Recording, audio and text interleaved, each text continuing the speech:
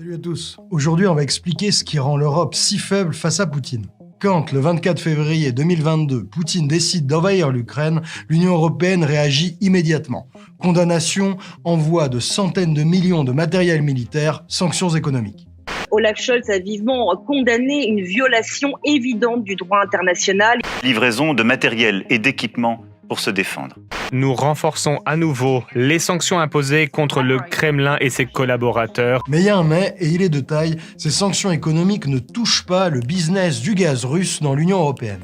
L'Europe continue à acheter du gaz à la Russie comme si de rien n'était, et, plus étonnant encore, ce gaz russe, il continue de passer par les gazoducs qui traversent l'Ukraine assiégée en pleine guerre entre les deux pays. Chaque jour, des dizaines de millions d'euros partent des poches d'Europe pour aller garnir celles de la Russie, le tout en affaiblissant grandement le poids de nos sanctions économiques. Alors pourquoi cette situation absurde? Pourquoi l'Europe continue d'aider Poutine à financer sa guerre? Dans cette vidéo, on va comprendre ensemble comment notre dépendance au gaz russe a permis à Poutine de préparer tranquillement et minutieusement sa guerre depuis 1 an et demi sans jamais être inquiété jusqu'à aujourd'hui avoir un avantage décisif sur toute l'Union européenne. Ce piège du gaz russe qui se referme sur nous, cette erreur géostratégique fondamentale, elle a été permise et aggravée par les choix énergétiques de l'Allemagne depuis plus de 10 ans. On va découvrir ensemble l'aveuglement dramatique de toute une partie du personnel européen, aveuglement qu'on pourrait presque qualifier de complicité ou de trahison parce qu'ils ont été nombreux à avoir été achetés par Gazprom ou d'autres grandes entreprises russes. C'est parti pour une plongée dans la géopolitique énergétique d'une Europe affaiblie, plongée dont, je l'espère, on parviendra à tirer des leçons pour faire de l'Europe autre chose qu'un nain géostratégique.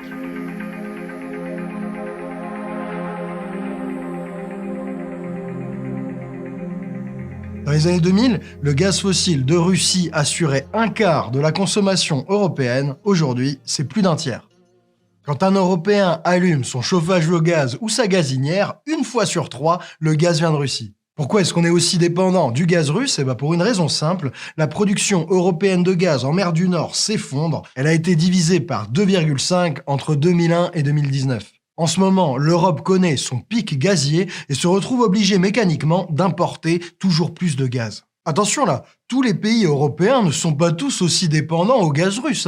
Le Royaume-Uni ou l'Espagne n'en consomment pas du tout, et en France, le gaz russe, c'est seulement 7% de la consommation. Mais en Italie, il y a plus d'un tiers du gaz qui vient de Russie, en Allemagne, c'est plus de la moitié, et dans les pays de l'Est, c'est quasiment l'intégralité. La dépendance est totale. L'Union européenne semble quand même avoir reconnu très tardivement que cette énorme dépendance au gaz russe était une faiblesse géopolitique. En 2020 et en 2021, la Commission européenne a débloqué plusieurs dizaines de milliards d'euros d'argent public pour financer de nouvelles infrastructures gazières dans le but d'importer plus de gaz d'Azerbaïdjan, du Qatar ou des États-Unis. Or, ces nouveaux projets, l'Europe n'en a absolument pas besoin. Nos capacités d'importation de gaz sont déjà bien supérieures à notre conso. Non, la seule explication de ces dizaines de milliards d'euros, c'est de nous émanciper du gaz russe et de nous sortir de la main de Vladimir Poutine. Si l'Union européenne commence à se réveiller doucement, il y a un pays qui a préféré se laisser endormir par la petite musique du gaz russe. Ce pays, vous le connaissez, c'est l'Allemagne.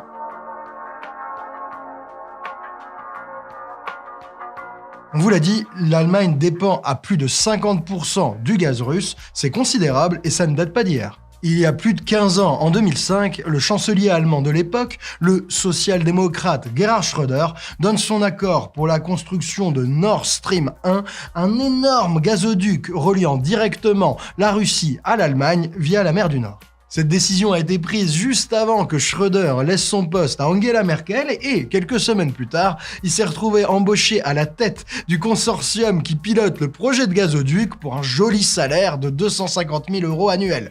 N'allez pas y voir une forme de corruption, ce n'est que du hasard. Nord Stream 1, c'est le premier jalon de la dépendance allemande au gaz russe. Cette dépendance a ensuite été creusée par les choix de politique énergétique de l'Allemagne après Fukushima. Après l'accident de 2011, Merkel décide que son pays doit sortir au plus vite du nucléaire, énergie pourtant bas carbone. Elle décide alors de s'appuyer sur les énergies renouvelables pour produire l'électricité du pays. Problème, quand il n'y a ni soleil ni vent, l'Allemagne se retrouve forcée de produire son électricité avec du charbon, l'énergie la plus polluante du monde.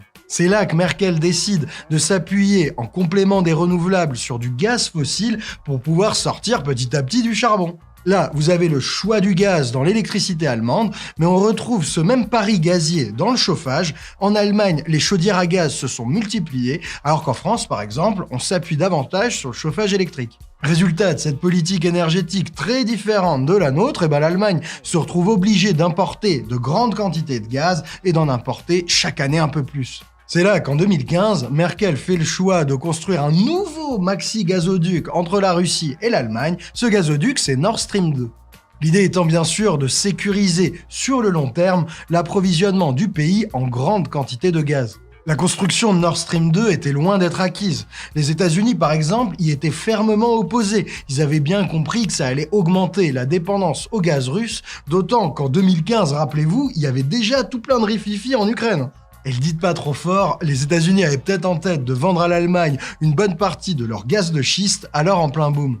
Mais Merkel a insisté, largement soutenue par la droite de la CDU ou la gauche social-démocrate du SPD, elle s'est battue pour son gazoduc et Biden a fini par céder et a accepté Nord Stream 2 en 2021. Alors pour l'Allemagne, tous ces projets de gazoduc, c'était des affaires purement économiques qui allaient avoir aucune conséquence géopolitique. Pourtant, vous voyez bien là que l'Allemagne a choisi délibérément d'aggraver sa dépendance à la Russie toutes ces dernières années.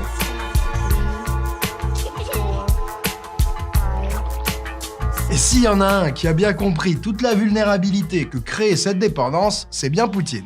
Se sachant en position de force, il a pu lancer tranquillement tous ses préparatifs de guerre en jouant à fond la carte du gaz, et vous allez voir, il a été malin. En hiver 2021, Poutine décide de resserrer les robinets des gazoducs, l'approvisionnement diminue d'un quart par rapport à l'hiver 2020. Et sur les 7 premières semaines de 2022, c'est encore pire, les livraisons en gaz russe ont baissé de 37%. Face à cette pénurie de gaz russe, l'Europe s'est appuyée au maximum autant qu'elle pouvait sur les autres fournisseurs de gaz. Les livraisons de gaz liquéfié par les gros bateaux méthaniers qui viennent des États-Unis ou du Qatar, elles ont augmenté de 63% par rapport à l'année dernière. L'Europe s'est démenée autant qu'elle pouvait, mais le compte n'y était pas. Conséquence de cet approvisionnement en berne, l'envolée des prix du gaz. Partout en Europe, les factures de gaz ont explosé, tant pour les particuliers que pour les industriels. Tout ça a aussi bien secoué les gouvernements en place. Et là, accrochez-vous, comment Poutine justifie ça? Il nous explique qu'il n'a pas fait exprès, que les Russes ont besoin d'un peu plus de gaz en ce moment, que les stocks c'est pas facile et donc il est obligé de baisser les livraisons de gaz vers l'Europe. Les politiques, les médias, tout le monde gobe ce narratif, et même nous, voilà ce qu'on en disait dans cette vidéo sur le gaz qui date de début octobre. La Russie, elle, c'est un peu différent. Elle est soupçonnée de jouer la montre avant l'ouverture du gazoduc Nord Stream 2, made in Gazprom, qui la reliera directement à l'Allemagne et que les États-Unis essayent de retarder. Et d'un autre côté, elle fait face sur son propre territoire à une demande de gaz plus importante que prévu et à des réserves en baisse. Bon, faut le reconnaître, on s'est quand même à moitié fait berner par le bullshit de Poutine. Mais à notre crédit, on alertait déjà sur le danger géostratégique de notre dépendance au gaz russe. Voilà ce qu'on disait par exemple du choix tout récent de faire du gaz une énergie verte dans l'Union européenne.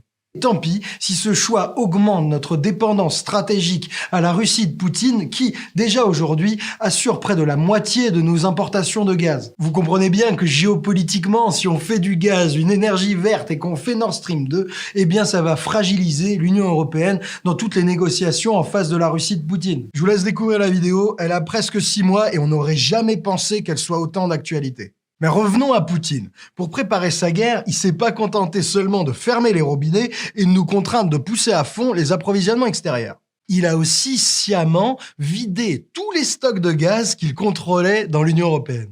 Je sais, ça peut paraître étonnant, mais oui, Gazprom contrôle une partie des dépôts stratégiques de gaz dans l'Union européenne. C'est vraiment beau, la confiance mutuelle.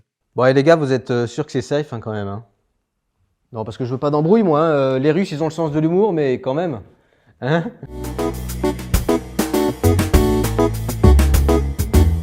Depuis le début de l'année 2021, Gazprom a divisé ses stocks par 6. Boum! Conséquence, des Russes qui vident les stocks, les stocks de gaz en Europe n'ont jamais été aussi bas depuis 2015. Quel est le résultat de tous ces préparatifs de guerre? Sans stock de gaz et avec tous les fournisseurs non russes qui sont déjà poussés au maximum, l'Union européenne se retrouve avec 0 marge de manœuvre pour s'émanciper du gaz russe. Et, bonus non négligeable, Poutine a aussi donné un avant-goût à tous les dirigeants européens de ce que ça pouvait leur coûter, à la fois politiquement et économiquement, de manquer de gaz. C'est dans ce contexte, où il tient l'Europe par la peau du gaz comme jamais, que Poutine décide d'attaquer l'Ukraine.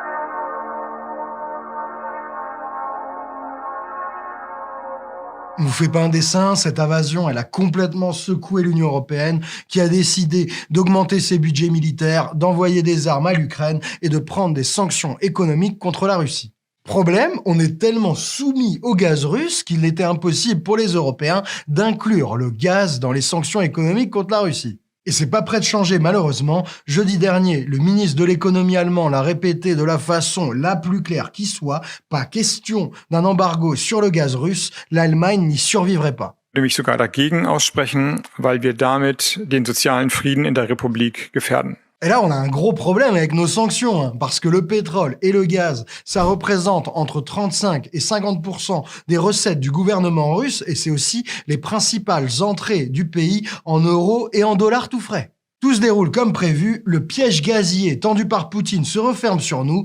De fait de la dépendance au gaz russe et principalement de celle de l'Allemagne, l'Europe se retrouve privée de notre principale arme de sanction.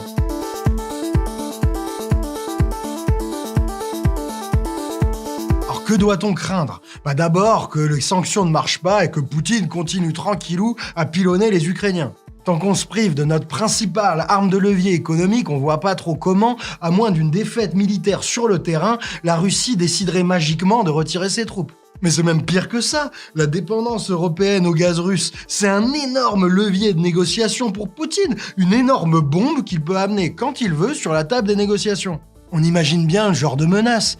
Qu'est-ce que vous allez faire si la Russie réduit à zéro les livraisons de gaz à l'Union européenne ? Vous êtes vraiment prêt à vous priver de gaz juste pour les Ukrainiens ? Alors évidemment, rien ne dit que Poutine ira jusque-là et qu'il mettra sa menace à exécution. Ça lui ferait perdre un sacré paquet de pognon. Dites-vous que 1 mois de livraison de gaz russe à l'Union européenne, c'est 2,5 milliards d'euros. Et 2,5 milliards d'euros par mois, tout ça c'est avant l'explosion des prix du gaz fin 2021. Là, vous allez me dire, la Russie a déjà fermé ses robinets de presque 40%. Du coup, ça montre que la Russie est déjà prête à perdre du pognon. Mais là, il y a un truc vicieux. Avec la hausse des prix du gaz, Poutine, il peut baisser les volumes exportés tout en gardant à peu près les mêmes recettes, puisque tout le gaz qu'il vend, il le vend beaucoup plus cher. D'accord, face, je gagne, pile, tu perds, entendu ? Oh, pile, tu as perdu. Allez, et sans rancune, hein ? Mais attendez, si Poutine coupe vraiment à zéro les livraisons de gaz, ce petit jeu, il marche plus. Là, les recettes, elles s'effondrent. Là, vous avez les risques côté Poutine. Ok, il peut diminuer les livraisons, mais les arrêter totalement, c'est peut-être tendu. Mais du côté européen, là, ce scénario gazoduc complètement fermé, il fait très très peur. Pourquoi ? Parce que l'Europe doit absolument être livrée en gaz.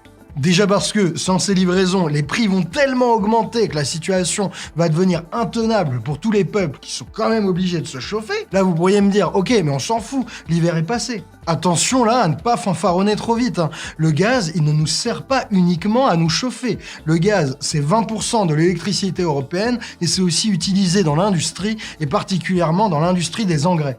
Du coup, pas de gaz dit pas d'engrais ou des engrais méga chers. Donc bon, ça voudrait dire moins manger ou une grosse envolée des prix de l'alimentation, le tout dans un contexte où le blé se fait déjà rare, notamment en Chine, et où les prix s'envolent. Je crois que vous commencez à voir le piège énergétique que Poutine referme sur l'Europe. Surtout que l'Europe ne dépend pas que du gaz de Russie. Avec 1/4 de notre approvisionnement, la Russie est aussi notre premier fournisseur de pétrole et elle assure à elle seule presque la moitié de nos importations de charbon. La question qui se pose maintenant, c'est quelle leçon la France et l'Europe doivent tirer de cette terrible et tragique soumission qu'on est en train de vivre en ce moment.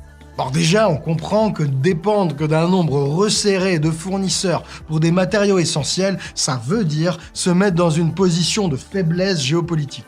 La leçon à en tirer est évidente, il faut absolument et au plus vite reconquérir notre souveraineté énergétique et ça veut dire, je vous fais pas de dessin, sortir de notre dépendance au gaz et au pétrole fossile qu'on est obligé d'importer. Et là, s'il vous plaît, gardez bien ça en tête quand vous entendrez parler de transition énergétique bas carbone, de nucléaire, d'éoliennes, de panneaux solaires, de voitures électriques. Tout ça, c'est pas juste un truc nécessaire et indispensable pour le climat. C'est pas juste un caprice d'écolos, de bobos ou de amish. C'est la condition de notre indépendance et de notre souveraineté.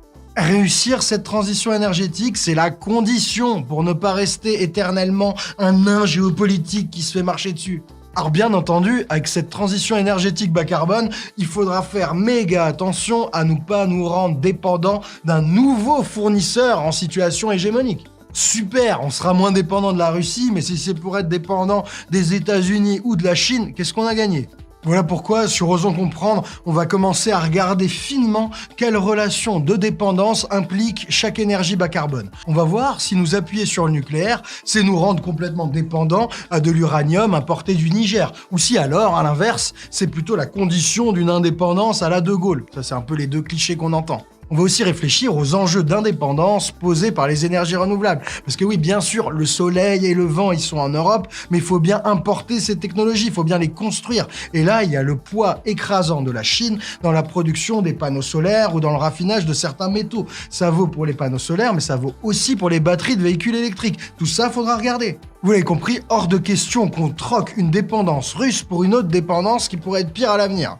Face à ces dépendances en matériaux absolument stratégiques, le Covid, ça a été un premier choc. Pénurie de masques, pénurie de certains médicaments, maintenant pénurie de semi-conducteurs ou pénurie de bois. Le Covid nous a fait sentir que la mondialisation en open bar, la production de choses absolument essentielles à l'autre bout du monde, c'était pas sans risque. À cet égard, la guerre en Ukraine, c'est une douloureuse piqûre de rappel qui risque de frapper de plein fouet les économies européennes dans les prochains mois. Et là, comme d'hab, ça va être les plus fragiles qui vont trinquer en premier. C'est les premiers qui vont perdre leur job dès qu'il y aura un petit choc dans l'économie. C'est ceux qui vont souffrir le plus du froid et de la faim. Je pense qu'on a tous besoin de bien comprendre ces enjeux de dépendance pour les connecter aux choix énergétiques, aux choix politiques qui ont été faits dans ces dernières années, pour mieux s'attendre à ce qui va nous arriver dans les prochains mois, et puis pour ne pas taper inutilement sur des mauvais boucs émissaires. Je vous invite vraiment, si la vidéo vous a plu et que vous le souhaitez, à partager au maximum cette vidéo. Notre travail, nos vidéos, elles ne sont montrées dans les algorithmes que si vous les partagez, si vous les likez, si vous commentez. Quant à nous, on va se tenir informés sur ce conflit et on compte faire à l'avenir plusieurs vidéos pour en décoder certains aspects parfois pas vus par les médias. Du coup, si vous voulez pas rater ce contenu, n'hésitez surtout pas à vous abonner sur Facebook, sur YouTube et à cliquer sur la fameuse cloche. Vous avez entendu ça 1000 fois, mais je vous jure, ça prend que quelques secondes et ça vous aidera à ne pas rater notre travail. Moi, je vous dis à bientôt sur Osons Causer ou sur Osons Comprendre là pour nos vidéos sur l'indépendance énergétique. En attendant, prenez soin de vous. À très vite les amis. Ciao.